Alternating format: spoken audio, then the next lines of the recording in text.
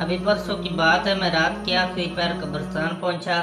کیا خوب سناٹا، ہر طرف تنہائی کا عجیب عالم تھا۔ جنات اپنے بچوں کے ساتھ کھیل رہے تھے۔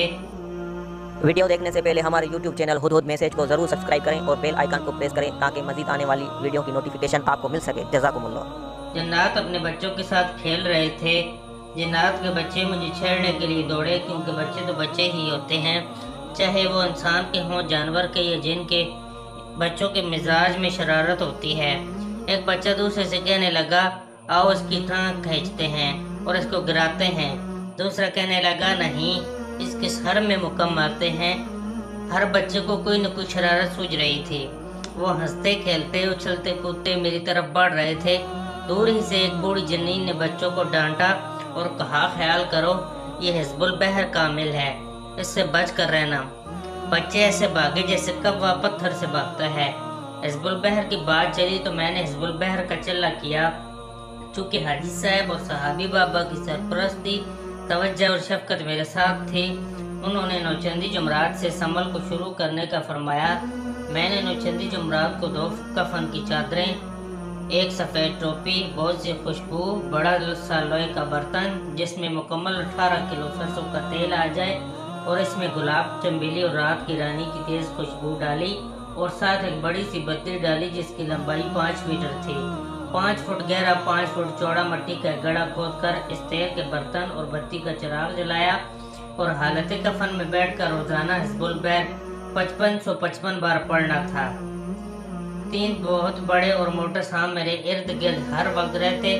وہ بظاہر تو سام تھے، لیکن دراصل وہ جنات تھے جو کہ حفاظت کے لیے مقرر تھے۔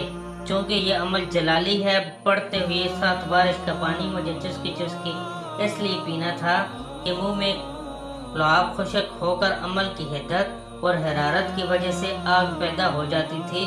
اس آگ کو یا تو زمزم کا پانی یا پھر بارش کا پانی ختم کر سکتا ہے۔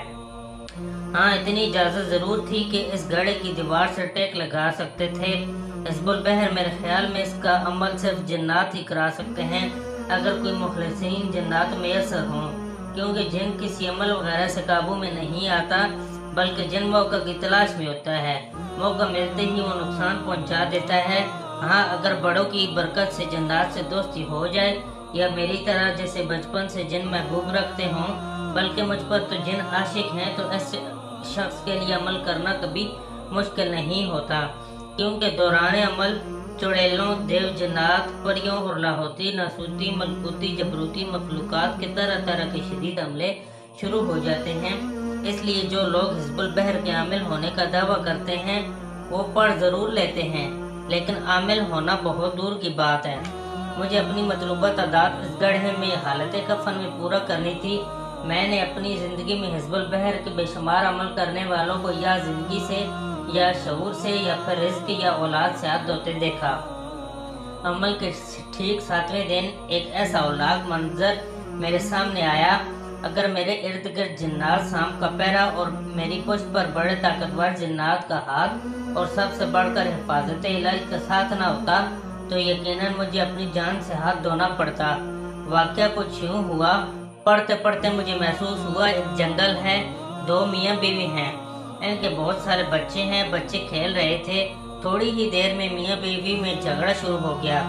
بیوی نے میاں کو کوسنا شروع کر دیا، تو کماتا نہیں، ہڈ حرام ہے، سارا دن گھر پڑا رہتا ہے، بچے بھوکے مر رہے ہیں، پہننے کو کپڑے نہیں، لباس نہیں، گھر کی چھت نہیں، نیچے کا فرش نہیں۔ اس طرح کی سخت تلخ باتیں بیوی مسلسل کہے جا رہی تھی۔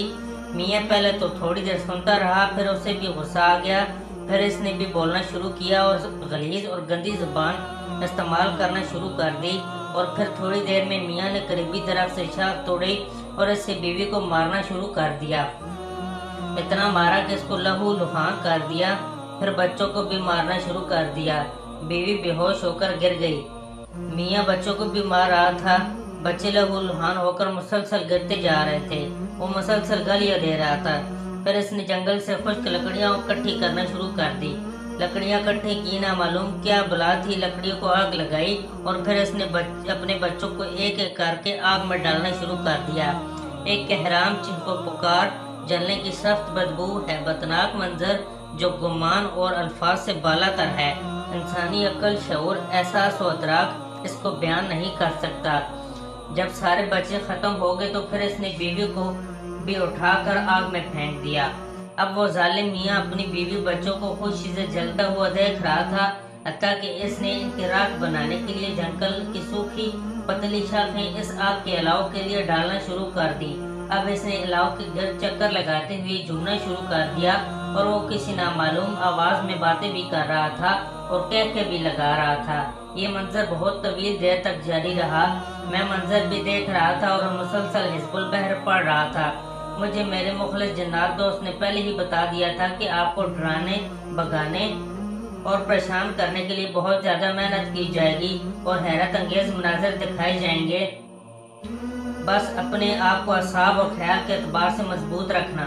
اگر تھوڑا سا بھی جھٹکا لگا اور ڈر گئے تو بہت بڑا نقصان ہو سکتا ہے۔ اب میں یہ سب منظر دیکھ بھی رہا تھا اور مجھے جنات دوستوں کی ہدایات یاد آ رہی تھی، اور پھر اس وحشی کے کہہ کے آگ کے الاؤ کے ارد گرد اس کا جھومنا، آگ کے اندر مسلسل بیوی بچوں کے جلنے، گلنے، سڑنے اور کھوپڑیوں کے سڑنے کی آوازیں۔ یکا وہ وحشی رک گیا اور متلاشی نظروں سے ادھر ادھر دیکھنے لگا اور اونچی آواز میں کہنے لگا، سب جل گئے، ابھی ایک شخص باقی ہے، وہ کہاں ہے؟ وہ علامہ پراسراری نام لے کر مجھے تلاش کرنے لگا۔ کبھی جنگل کے اس کونے، کبھی دوسرے کونے فراق کی طرف آتا اور لکڑیاں اکٹھی کرتا۔ میرا نام لیتا، آگ بھڑک رہی تھی، شعلے تیز ہو رہے تھے۔ آگ کی گرمی کی شدت اور حدت میں گڑھے میں محسوس کر رہا تھا۔ کفن کی چادریں، میرا جسم پسینہ پسینہ، مٹی بھیگ گئی۔ پسینے کے قطرے ایسے ٹپک رہے تھے جیسے بارش کا پانی۔ بہت دیر وہ مجھے تلاش کرتا رہا۔ آخرکار مجھ پر اس کی نظر پڑی۔ اس نے وحشیانہ انداز سے کہکا لگایا اور مجھے دور سے پکڑنے کے لیے دوڑا۔ اب وہ جس تیزی سے میرے قریب آ رہا تھا، اس کی آنکھوں سے وحشت، اس کے کہکوں سے وحشت، اس کی چال ڈھال، انداز، سب قاتلانہ۔ مجھے احساس تک نہیں تھا کہ اتنا بڑا خوف آ سکتا ہے، لیکن ایک پل میں حاجی صاحب کی آواز میرے کانوں میں گھومی، گھبرانا نہیں، ڈرنا نہیں، یہ عمل سے ہٹانا چاہتا ہے، تم تک ہرگز نہیں پہنچ سکے گا۔ اگر تھوڑا سا بھی چوک گئے تو یہ کامیاب ہو جائے گا اور تم زندگی سے ہاتھ دھو بیٹھو گے۔ یقین جانیے، اگر یہ لفظ میرے کانوں میں پڑتے ہی میں اپنے مکمل ہوش و آواز اور جوش کی مکمل طاقت کے ساتھ حزب البحر پڑھنے میں مشغول ہو گیا۔ جب وہ میرے قریب آیا اور اس نے مجھے پکڑنا چاہا، میں مطمئن بیٹھا رہا۔ اس کے ہاتھ میری طرف بڑھے، مجھے شعوری طور پر اس کے ہاتھ کا لمس محسوس ہوا، چونکہ نہ میں چونکا اور نہ ڈرا، بلکہ 100% مطمئن سامنے پڑے چراغ کے لو پر نظریں جمائے اپنا عمل جاری کیے ہوئے تھا، کیونکہ سارا منظر میں اس چراغ کے لو میں دیکھ رہا تھا۔ وہ وحشی پیچھے ہٹ گیا اور شکست اور ناکامی سے نیچے گر پڑا، کہنے لگا، ہمارا پہلا وار تجھ سے خطا گیا، ٹھیک ہے، تجھ سے نمٹ لیں گے۔ میں روزانہ حزب البحر کے مطلوبہ عمل کو کر رہا تھا، ایسے انوکھے انجانے خوفزدہ کرنے والے طرح طرح کے مناظر دیکھ رہا تھا۔ 40 دن میں نے اس گڑھے میں گزارے، ہر روز نیا تماشا، نئی کہانی، نئی داستان ہوتی تھی۔ اگر میں آپ کو روز کی کہانیاں بتانا شروع کر دوں، میری طرف ایک چلا پر پوری کتاب بن سکتی ہے، اور باتیں بھی ایسی انوکھی ہوں گی کہ عام قارئین تو دور کی بات، بڑے بڑے وہ عامل جو شاید کبھی کوئی عمل کر کے کسی مقصد تک پہنچے ہوں، یا انہیں کبھی کوئی منظر اس طرح نظر آ رہا ہو، کبھی بھی میری بات کو ہرگز تسلیم نہیں کریں گے۔ ویسے بھی جب سے میں نے اپنی زندگی کے انوکھے لاہوتی پر اسراری واقعات لکھنا شروع کیے ہیں، بے شمار لوگ ایسے ہیں کہ انہیں یقین ہی نہیں آتا کہ ایسا ممکن بھی ہو سکتا ہے، لیکن میں جو آپ کے سامنے بیان کر رہا ہوں، یہ 100% حقیقت، بلکہ حقیقتوں میں سے بھی بڑی حقیقت ہے۔ مجھے ایک بات کی خوشی ضرور ہے کہ میری زندگی کے آزمودہ بتائی ہوئی وظائف اور تجربات سے افریقی کے لاکھوں قارئین کو بہت نفع ہو رہا ہے۔ میں نے 40 دن حزب البحر کا عمل کیا، اس دوران بہت سے واقعات رونما ہوئے۔ چند واقعات آپ کو سنائے دیتا ہوں۔ ایک دفعہ یوں ہوا، ایک چونٹی میرے اوپر چڑھنے کی کوشش کرتی، میں انگلی سے اسے دور کرتا، پھر چڑھتی، پھر دور کرتا، پھر چڑھتی۔ میں اپنی توجہ وظیفے کی طرف کرنا چاہتا تھا، باوجود توجہ کے بار بار میری توجہ ہٹ رہی تھی۔ پھر توجہ اس طرف کرتا، پھر ہٹ جاتی۔ کوئی طاقت ایسی تھی جو مجھے عاجز کرنے کی کوشش کر رہی تھی، لیکن میں عاجز نہیں ہو رہا تھا۔ تھوڑی ہی دیر میں اس کا جسم بڑھنا شروع ہو گیا، لیکن اب وہ مجھ سے دور ہو گئی۔ وہ میری طرف بڑھنا چاہتی تھی، لیکن درمیان میں کوئی نورانی دیوار اسے میرے قریب نہیں آنے دے رہی تھی۔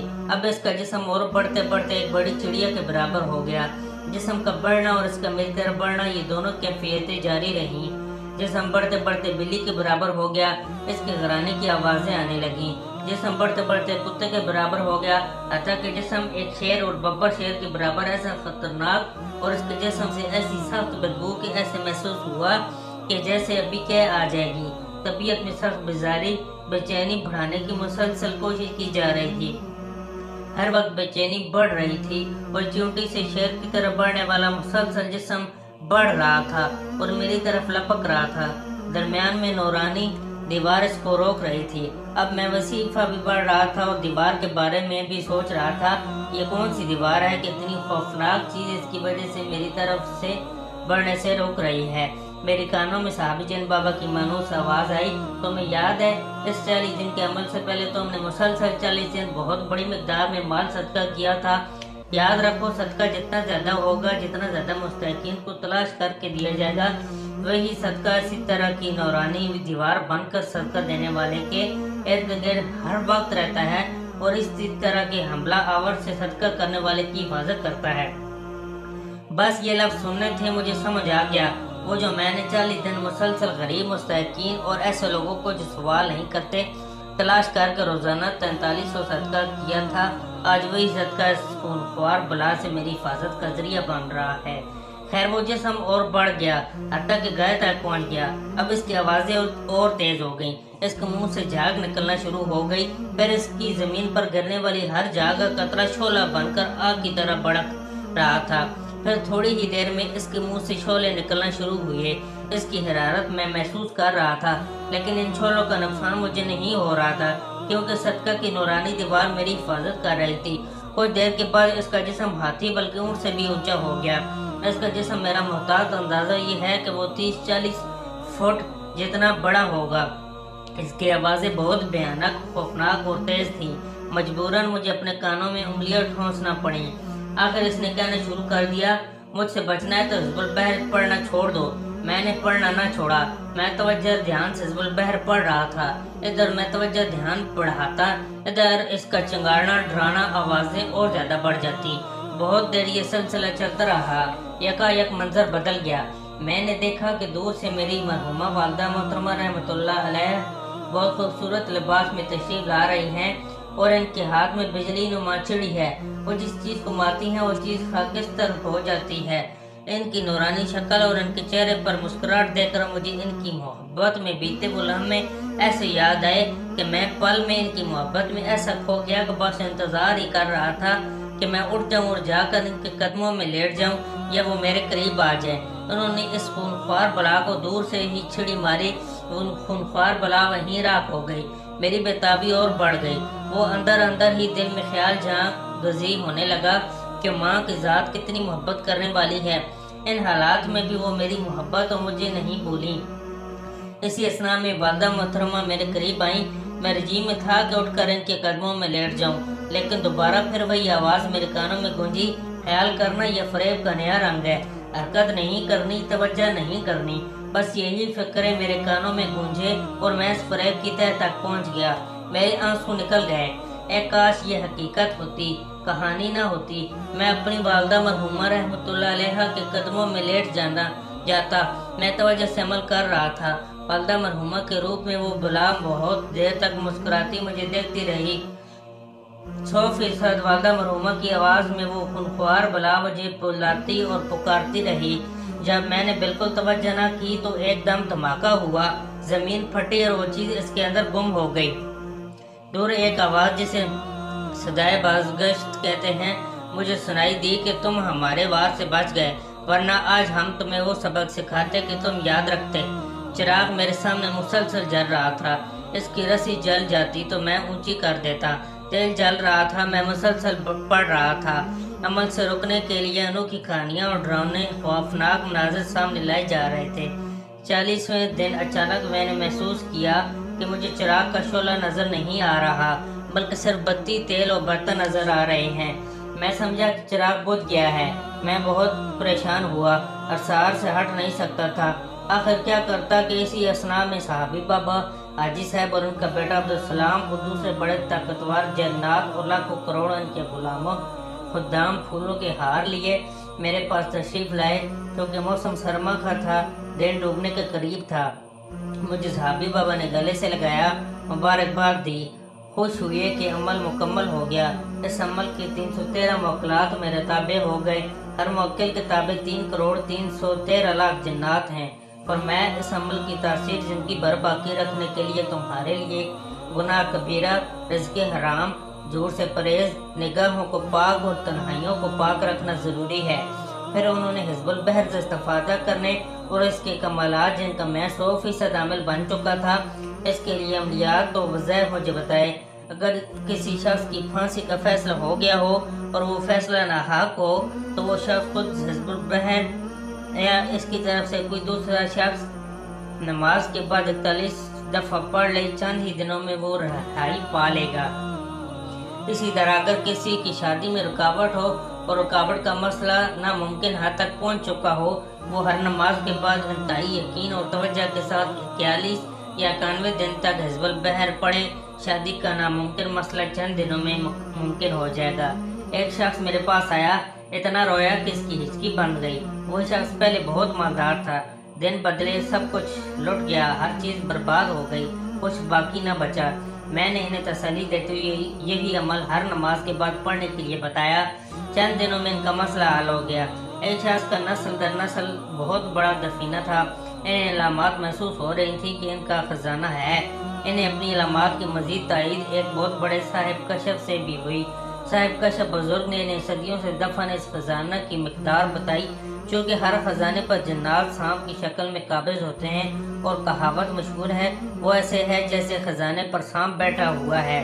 وہ صاحب میرے پاس آئے، میں نے انہیں یہی عمل دیا اور ساتھ کچھ جنات کی ڈیوٹی لگائی کہ وہ ان جنات سے ان کا حق دلا دیں، ورنہ خزانہ بھی اکثر بربادی اور پریشانی کا ذریعہ بن جاتا ہے۔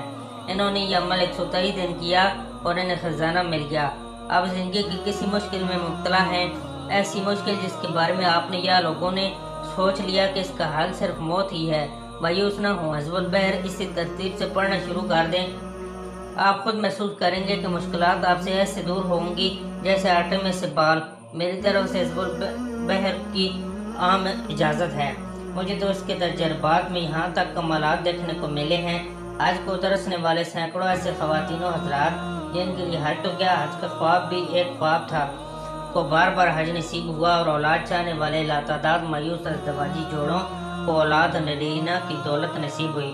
مفلس، تنگ دست، نادار امیر بن گئے، حالات کے پسے ہوئے خوشحال ہو گئے، ذلت میں ڈوبی ہوئے مکرم و معظم بن گئے، امتحان میں کامیابی والے اعلیٰ پوزیشن لے گئے، مقدمات میں ہارنے والے جیتنے والے بن گئے، بیماریوں میں مبتلا مایوس مریض صحت مند اور صحتیاب ہو گئے، بے حیثیت یا باحیثیت ہو گئے، صاحب ذلت صاحب عزت بن گئے، بے مراد بامراد بن گئے، میاں یا بیوی روٹھی ہوئی ہو، جلی ہوئے گھر، خوشگوار ازدواجی زندگی سے مزین اور آراستہ ہو گئے، نافرمان اولاد فرما بردار بن گئی، اعداد بد میں مبتلا افراد نیک بد گئے، اعداد بد میں مبتلا افراد نیک بن گئے، اعداد بد میں مبتلا افراد نیک بن گئے۔ نیکی لینے والا، تسبیح چاہنے والا کبھی اس نے حزب البحر اس ترتیب سے پڑھی ہو اور نافع نہ ہوا ہو۔ الغرض مجھے اپنے روحانی سفر میں کوئی ایک شخص بھی ایسا نہیں ملا کہ جس نے مکمل توجہ اور دھیان اور 100% یقین سے یہ عمل کیا ہو اور اس کو اس کے حیران کر دینے والے مشاہدات اور لاجواب فائدے حاصل نہ ہوئے ہوں۔